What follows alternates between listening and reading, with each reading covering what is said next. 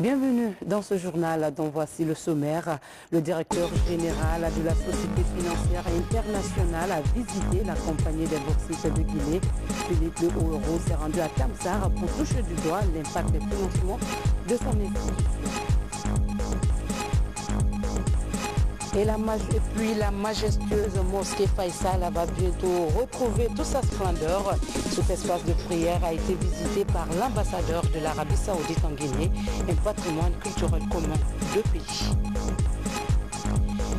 Ce soir, on vous amène à la compréhension du jazz, un genre musical qui renaît de ses cendres à travers la 3e édition du Festival international du jazz qui se déroule à Conakry. Cette musique moderne est d'origine afro-américaine. Mesdames et messieurs, bonsoir et très ravi de vous retrouver dans cette nouvelle édition d'information que nous ouvrons par ce communiqué de presse de la présidence de la République. La présidence de la République a été informée que le vendredi 22 mars 2019, un accident de la circulation s'est produit entre Dapompa et Lassanayan dans la commune de Matoto, occasionnant 2 morts. Un pick-up de l'armée qui roulait à sens inverse a heurté une moto tuant sur le coup les 2 passagers de la moto. À cette malheureuse occasion, Monsieur le Président de la République présente ses vives condoléances aux familles éplorées. Par la même occasion, la présidence de la République réaffirme sa ferme condamnation du non-respect des dispositions du Code de la route. L'inspection générale des forces armées s'est saisie du dossier et après enquête, les militaires responsables de ce malheureux accident seront sévèrement sanctionnés. La présidence de la République appelle au calme et à la retenue et suivra de près l'évolution et la conclusion des enquêtes. La présidence de la République. Le directeur général de la Société financière internationale était dans les installations de la compagnie des bauxites de Guinée. Cette visite a permis à Philippe Le Haut-Hérault de s'enquérir de l'évolution des travaux d'extension. Après une visite guidée à l'usine, la SFI se détermine à multiplier son appui à la Guinée. Valérie Talimanet. Le vice-président de la Banque mondiale et directeur général de la Société financière internationale arrive à Kamsar. L'hôte de marque de la Guinée veut lui-même évaluer les actions menées dans le secteur minier. Un secteur pourvoyeur d'emploi et de promotion du contenu local. Il est appuyé par des partenaires techniques et financiers, notamment la SFI. Sur le site de la première compagnie minière du pays, les installations du projet d'extension ont conquis l'institution financière. C'est bien de lire des rapports, c'est mieux de voir, toucher et mieux comprendre et parler aux gens qui sont impliqués directement. Donc c'est ça qu'on a fait. Je comprends beaucoup mieux évidemment la production, mais aussi qu'est-ce qu'on fait, le contenu local qui, comme avec le gouvernement, nous tient à cœur. Tous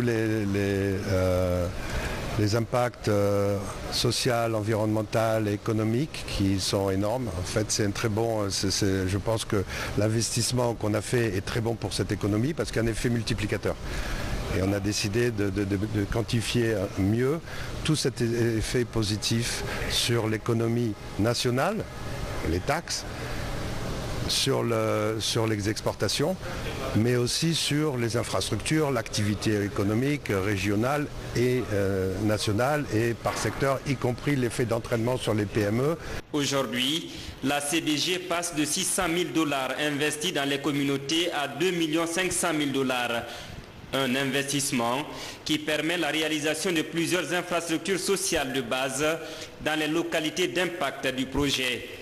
Une bonne gouvernance minière gagnée progressivement grâce aux réformes engagées dans le pays depuis 2011 par le président professeur Alpha Condé. On est ici sur le site principal du projet qui est la plus grosse source de gain de productivité pour nous parce que le nouveau système de culbutage va permettre de culbuter un wagon en moins de 84 secondes là où on avait l'habitude de culbuter un wagon avec l'ancien système en 3 minutes 10 secondes. Il y a eu lors des discussions bien sûr un focus sur les impacts environnementaux, sociaux et économiques parce que l'objectif de l'État guinéen, l'objectif de notre partenaire, la Société financière internationale, c'est de minimiser les impacts environnementaux négatifs, des impacts sociaux négatifs, mais surtout maximiser les impacts économiques et sociaux. Pour arriver à ces impacts économiques, la CBG mise sur l'accroissement de sa production qui passe de 13,5 millions à 18,5 millions de tonnes en capacité nominale. Une production qui devra permettre à cette compagnie de demeurer le fleuron de l'industrie minière en bauxite depuis 1973. La société Kimbo Bauxite lance les travaux de construction de son port à Guémeïré à Bofa.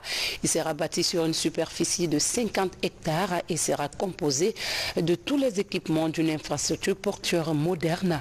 Le projet va engendrer 3500 emplois pour un investissement global de plus de 3 milliards de dollars. Des précisions avec Mohamed Sankan. Ces premiers coups de pelle marquent le lancement des travaux de construction du port minéralier de la société Kimbo Bauxite. Nous sommes à Guémeïré dans la préfecture de Bofa.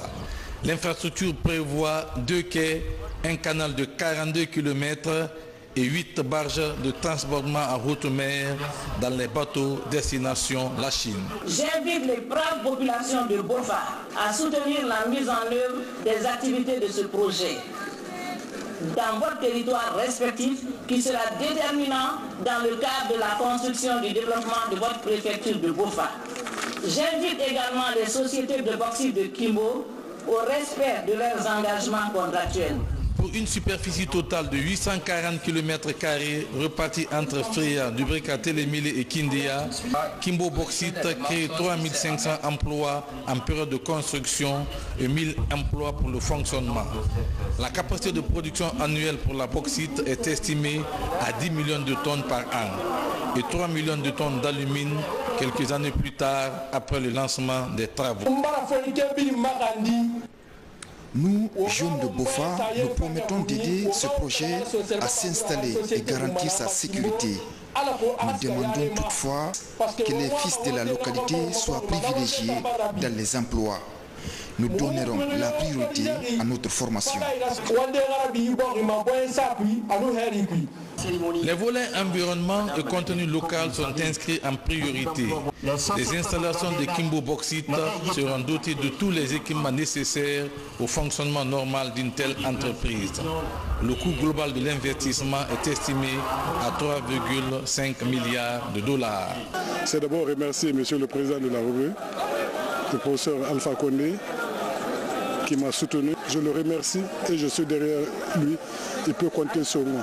Les travaux lancés se poursuivront sans interruption pour une durée de 3 ans. Un projet perçu dans la zone comme un facteur de lutte contre le chômage des jeunes.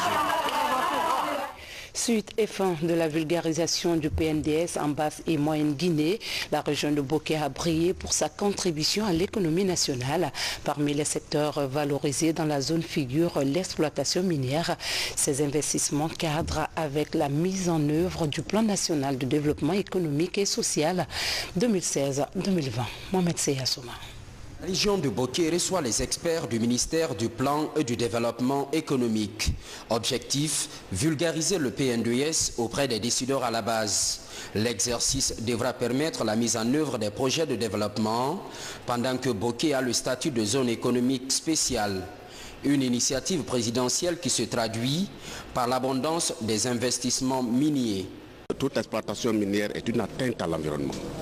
Donc le développement ne peut être durable que lorsque ce côté environnemental, j'allais dire ce côté de la protection de l'environnement est mieux pris en charge.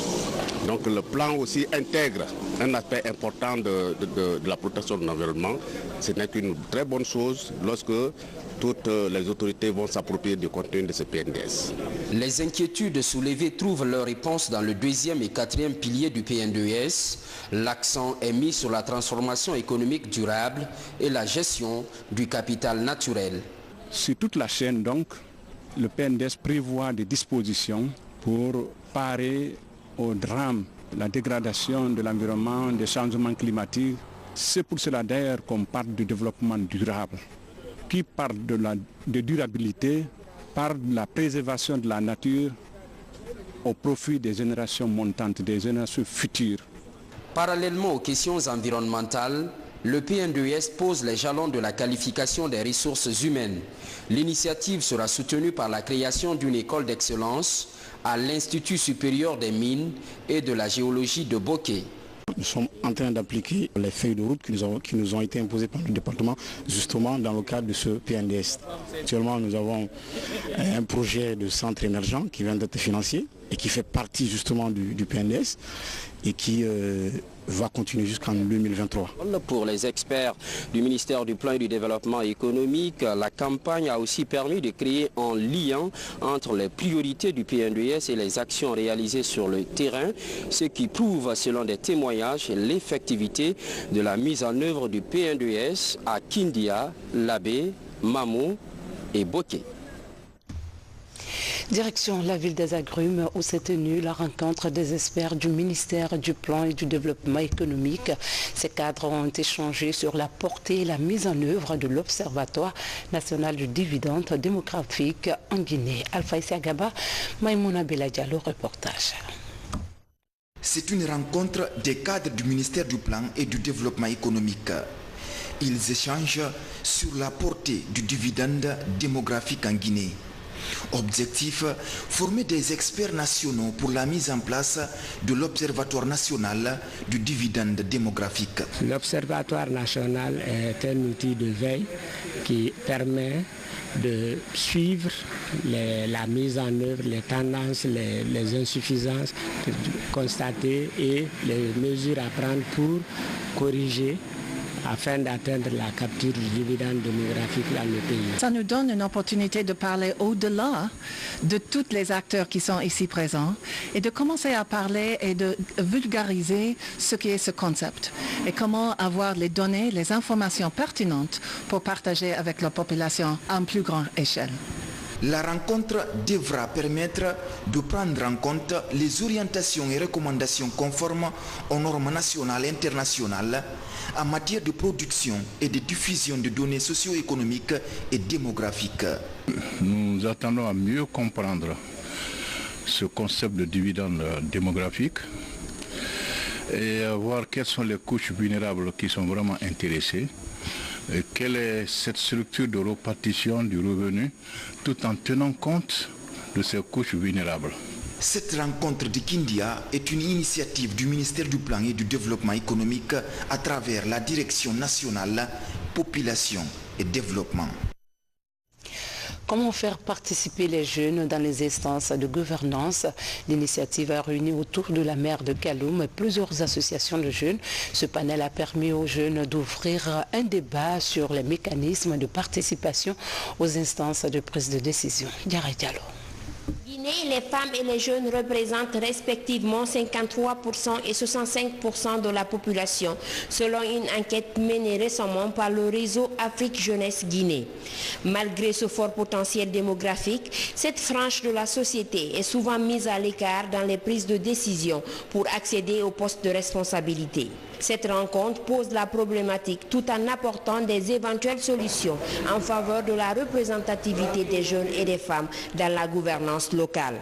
Donc il est important que les jeunes s'impliquent. Aujourd'hui, jusqu'à 50 ans, on nous dit jeunes, parce que jusqu'à 50 ans, il y a certains qui n'ont pas encore accédé au monde du travail, qui sont encore dans les giros des parents, ce qui n'est pas normal. C'est pour cela que j'aime bien rappeler que ceux qui se sont battus pour notre indépendance avaient 26 ans, 36 ans au maximum. Nous avons fait des propositions de plaidoyer afin de soumettre aux autorités les montées des réalités sur le terrain par rapport à la préoccupation des jeunes et également tous les obstacles liés à la participation des jeunes et des femmes dans les instances de décision pour qu'ils puissent vraiment se prononcer en prenant des engagements sûrs et des engagements qui doivent être vraiment respectés. Sur les 33 communes urbaines du pays, seule la commune de Kaloum est dirigée par une femme. Aujourd'hui, des doléances sont explorées pour qu'il y ait une parité entre les différentes couches de la société actives à tous les niveaux. Nous avons dit de mettre en place et de renforcer les forats pour nous les jeunes. La base des règles intérieures élaborées et adoptées par nous les jeunes. Élaborer des projets de plaidoyer pour que les plans de développement locaux répondent aux besoins et préoccupations des jeunes. Renforcer le partenariat et l'unité entre les jeunes, refuser toute forme de manipulation, d'instrumentalisation des jeunes. Cette campagne nationale de plaidoyer s'étendra sur un mois et touchera 18 villes de l'intérieur du pays. Une manière de redonner l'espoir aux couches vulnérables, notamment les femmes et les jeunes, face à l'exclusion dont elles sont souvent victimes. La journée météorologique a été célébrée ce samedi. Depuis des décennies, les catastrophes d'origine hydrométéorologique engendrent et causent d'importants dégâts matériels à travers le monde. Cette journée est donc l'occasion pour le gouvernement guinéen de réitérer son engagement à respecter les accords auxquels il a souscrit. Suivez la déclaration du ministre porte-parole du gouvernement commentée par Foué Camara. Depuis 69 ans, les météorologues du monde entier se battent pour atténuer les effets du changement climatique. Cette lutte se matérialise par la création d'une organisation des Nations Unies chargée des questions climatiques et environnementales. L'une des missions de cette structure est de conscientiser l'opinion sur la sauvegarde de l'écosystème. Cette année, l'enjeu porte sur l'équation, le soleil, la terre et le temps. Ce thème a été choisi pour souligner l'importance du système climatique terrestre en tant que ressource indispensable au bien-être des générations actuelles et futures et mettre l'accent sur les préoccupations du moment qui sont les changements climatiques comme conséquence de l'interaction entre le soleil, la terre et le temps. Malgré ces efforts, le monde entier continue à subir les conséquences du dérèglement climatique. Inondations extrêmes, sécheresse accrue, températures trop élevées sont entre autres méfaits de l'agression de la nature par l'homme. Soucieux de préserver son environnement et assurer la protection de sa population, le gouvernement de la République sous l'égide de Monsieur le Président de la République, chef de l'État, professeur Alpha Condé, a tout mis en œuvre pour le respect des accords auxquels la Guinée a souscrit afin de contribuer efficacement à la lutte contre le changement climatique et l'insécurité alimentaire. C'est ainsi que la Guinée s'est engagée de façon résolue à réduire de près de 30% son émission de gaz à effet de serre en privilégiant l'utilisation des énergies renouvelables. En Guinée, les ministères des Transports, de l'Environnement et des Eaux et Forêts, en synergie avec le Programme des Nations Unies pour le développement, encouragent une vaste opération de réhabilitation des infrastructures météorologiques sur toute l'étendue du territoire national. Et puis la première promotion des agents de la garde pénitentiaire vient de boucler sa formation militaire commune de base à l'École nationale de la gendarmerie de Kalia. Elle s'inscrit dans le cadre de la réforme de la justice et de la modernisation de l'administration pénitentiaire. Sergent Alassane Diaby a suivi la cérémonie de remise de diplôme. Suivez. Des techniques d'intervention professionnelle face à des prisonniers agressifs ou violents, ordre serré ou encore le maniement d'armes. À travers ces exercices pratiques, ces agents pénitentiaires mettent en exergue des enseignements reçus au cours des 6 mois de formation à l'École nationale de la gendarmerie de Kalia.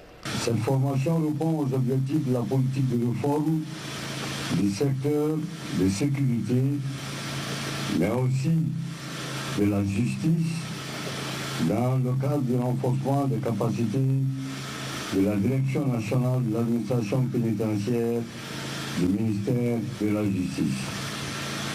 Elle cadre également avec la politique engagée par le ministère de la Justice pour la sécurisation des maisons d'arrêt et centrales du pays dans le strict respect des droits de l'homme. Fruit du partenariat entre le ministère de la Défense nationale et celui de la Justice, cette formation permettra à ces agents d'assurer avec discernement et professionnalisme leur mission de surveillance, d'escorte et de transfert des détenus dans les règles de l'art. Et le récipiendaire, il vous appartient d'user de votre savoir dans le sillage de l'humanisation du traitement des pénitenciers. Nous restons donc convaincus que le contenu de cette formation de base, loin d'être un exercice purement physique, a été enrichi de matières spécifiques à la formation des gardes pénitentiaires. Nous espérons donc changer progressivement et positivement l'image de marque de notre justice et plus particulièrement de notre administration pénitentiaire, plus proche des justiciables et inspiratrice de confiance et d'assurance, non seulement pour nos populations, mais aussi pour les partenaires au développement. Au nombre de 150, dont 28 personnels féminins, c'est la première promotion des agents de la garde pénitentiaire à bénéficier de cette formation militaire commune de base. À titre posthume, elle est baptisée Moussa Kourouma, ex-secrétaire général du ministère de la Justice. À la Grande Mosquée Faisal, les travaux de rénovation avancent de façon satisfaisante. L'ambassadeur d'Arabie Saoudite en Guinée a visité le chantier. Il était accompagné du secrétaire général aux affaires religieuses. Reportage Fatimatou Diallo dans un commentaire de Al-Gassimouba. Quelques jours après la signature de l'accord de financement pour la rénovation de la Grande Mosquée Faisal de Conakry, les travaux ont démarré à la satisfaction des fidèles musulmans. Les ingénieurs s'activent pour être dans le délai contractuel. Sur le chantier, tout est mis en place pour redonner à ce lieu de culte un visage reluisant. Nous venons de démarrer, nous sommes en phase préparatoire, à savoir l'importation des matériaux, l'installation du chantier, ainsi que les lots de dépose des éléments tels que les revêtements. Pour s'enquérir de l'état d'évolution des travaux, l'ambassadeur d'Arabie Saoudite et le secrétaire général des affaires religieuses sont sur le chantier. La délégation visite les compartiments de l'édifice. La mosquée Faisal, appelée la Grande Mosquée Faisal, a une importance capitale dans le programme de serviteur de cette mosquée. C'est pourquoi, sur instruction du roi de l'Arabie Saoudite, ce projet de rénovation sera exécuté, comme je l'ai dit, je l'espère, dans les délais prévus, et comme prévu dans le contrat aussi signé entre le bureau d'études et le maître d'œuvre, et également le contrat signé entre l'Arabie Saoudite et l'entreprise chargée de l'exécution des travaux.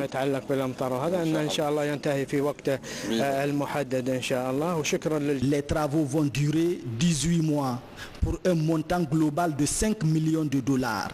Des ouvrages annexes seront faits et l'enceinte de la cour sera aussi aménagée pour le bonheur des fidèles musulmans de Guinée. La journée mondiale de la tuberculose sera célébrée demain 24 mars sous le thème « Il est temps d'insister sur le fait qu'il est urgent d'agir ». En Guinée, des progrès sont enregistrés dans la lutte contre la maladie et plusieurs centres de traitement réalisés avec l'appui des partenaires pour minimiser le taux de la maladie. Tcherno Marofba, Francis Collier. La lutte contre la tuberculose est l'une des priorités du département de la santé. En 2018, la Guinée a enregistré 14 000 cas de tuberculose, toutes formes confondues, dont 8 000 cas incidents confirmés bactériologiquement. Les résultats de tous ces cas mis sous traitement montrent un taux de succès thérapeutique de 88,1%. Le défi du programme national de lutte anti-tuberculose est de réduire considérablement les cas liés à cette maladie. La journée mondiale de la tuberculose est aussi une occasion de sensibilisation de la population à la maladie tuberculose. Expliquer son mode de transmission, ses signes cliniques élémentaires, symptômes et surtout la gratuité de son traitement. La tuberculose associée au VIH, en particulier la tuberculose multirésistante, constitue une sérieuse menace pour la croissance et la sécurité sanitaire mondiale.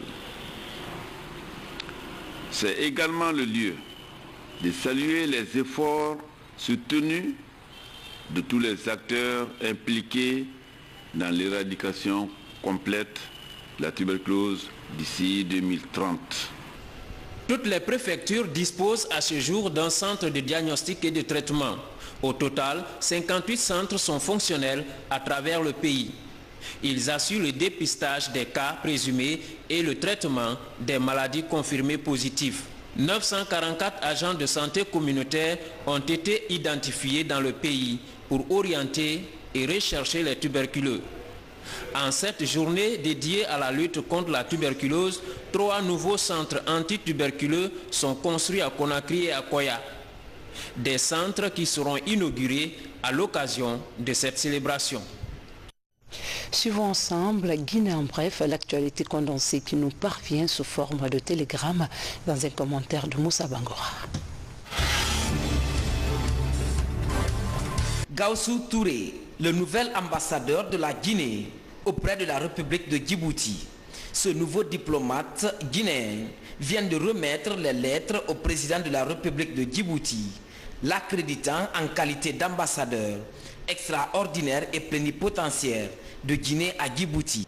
En acceptant de recevoir les lettres de créance, son Excellence Ismaël Omar Guelleh a chargé l'ambassadeur Gaussou Touré de transmettre à son frère, son Excellence Professeur Alpha Condé, président de la République de Guinée, ses chaleureuses salutations et ses vœux les meilleurs. Il a indiqué que cette accréditation constitue un signe fort et marque la volonté mutuelle des deux pays d'œuvrer à la consolidation de leurs relations bilatérales et au raffermissement de la fraternité qui lie les peuples guinéens et djiboutiens.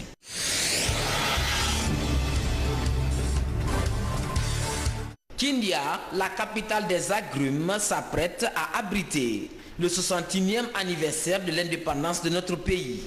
Pour la préparation de cet événement majeur, le ministre de l'Énergie et de l'Hydraulique est venu accompagner les machines devant confectionner les briques destinées à la construction des infrastructures dans les préfectures relevant de la région de Kindia. Nous sommes en ce moment à la place des martyrs de Kindia. Dans quelques mois, cette place-là sera complètement transformée.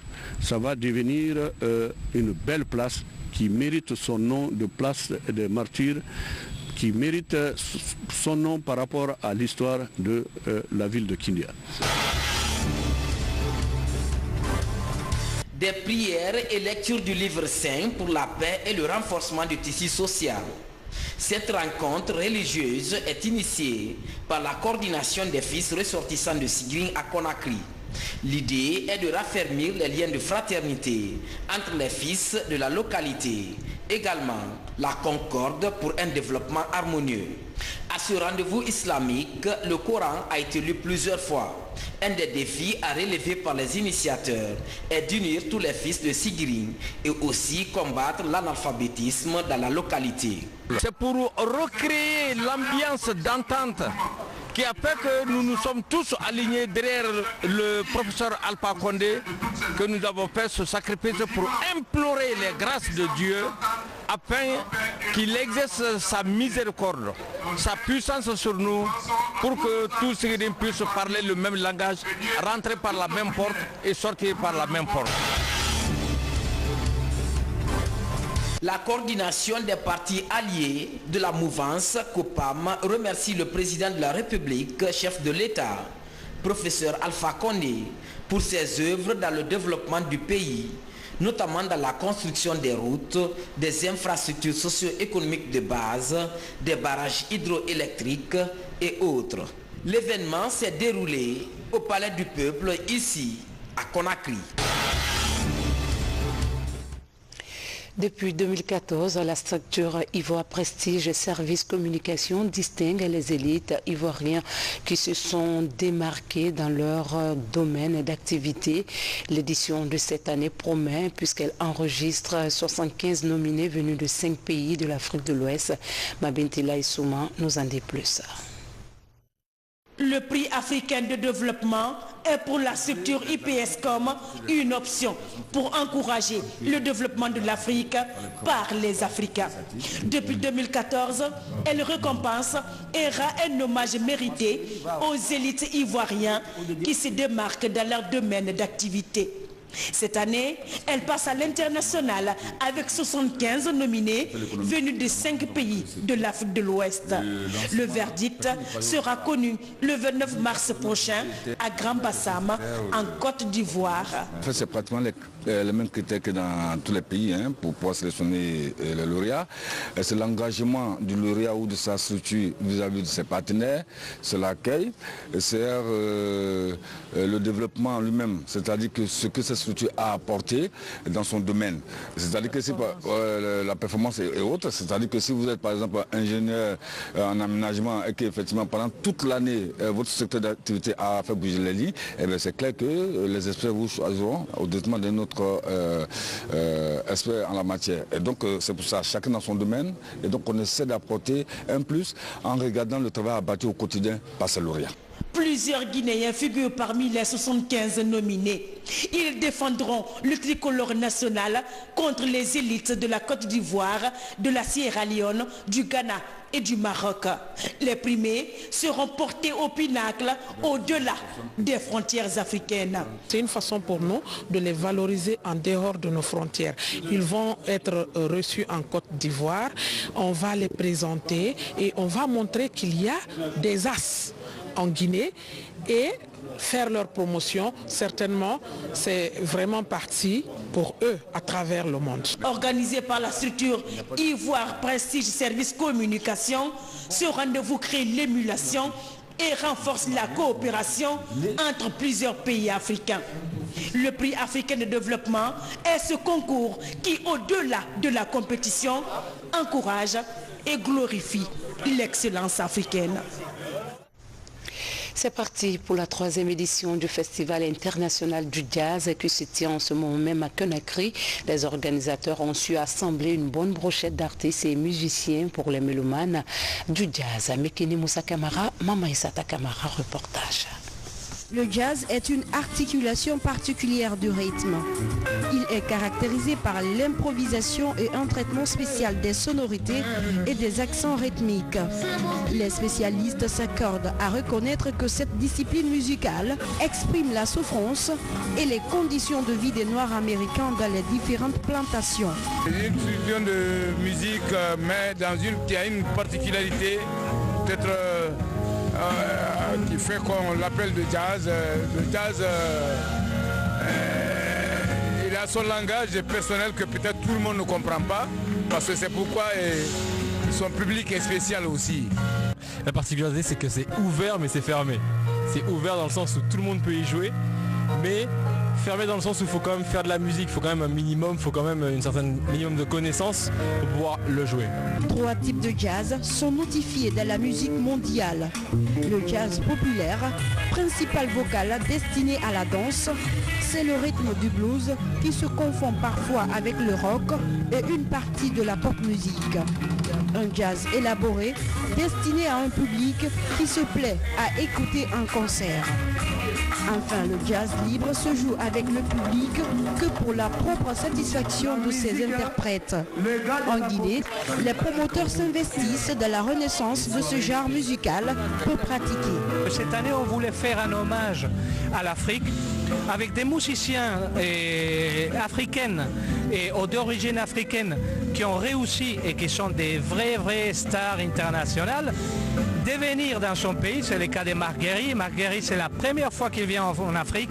Emeline Michel, c'est la première fois qu'il vient en Afrique, pour vraiment rendre hommage et montrer à la jeunesse guinéenne qu'il n'y a pas de limites quand il y a des bons travail derrière, et la répercussion et l'importance des rythmes et de la musique et de la culture africaine dans la musique du monde. Sous la Première République, le jazz était beaucoup pratiqué en Guinée avec quelques pionniers comme Momo Wandel Souma, Jean Fanga, Maître Barry, Ousmane Kouyaté, Cheikh Smith Sherif et le groupe mythique Bembea Jazz National qui, à leur époque, renouait ce genre musical en Guinée. Avant de nous quitter, nous revenons sur ce communiqué de presse La présidence de la République a été informée que le vendredi 22 mars 2019, un accident de la circulation s'est produit entre Dapompa et Lassanaya dans la commune de Matoto, occasionnant 2 morts. Un pick-up de l'armée qui roulait à sens inverse a heurté une moto, tuant sur le coup les 2 passagers de la moto. À cette malheureuse occasion, Monsieur le Président de la République présente ses vives condoléances aux familles éplorées. Par la même occasion, la présidence de la République réaffirme sa ferme condamnation du non-respect des dispositions du Code de la route. L'inspection générale des forces armées s'est saisie du dossier et après enquête, les militaires responsables de ce malheureux accident seront sévèrement sanctionnés. La présidence de la République appelle au calme et à la retenue et suivra de près l'évolution et la conclusion des enquêtes. La présidence de la République de Guinée. Voilà, c'est ici qu'on s'arrête au compte de ce samedi 23 mars. Merci de votre fidélité et restez avec nous pour la suite de nos programmes. Bon week-end à tous.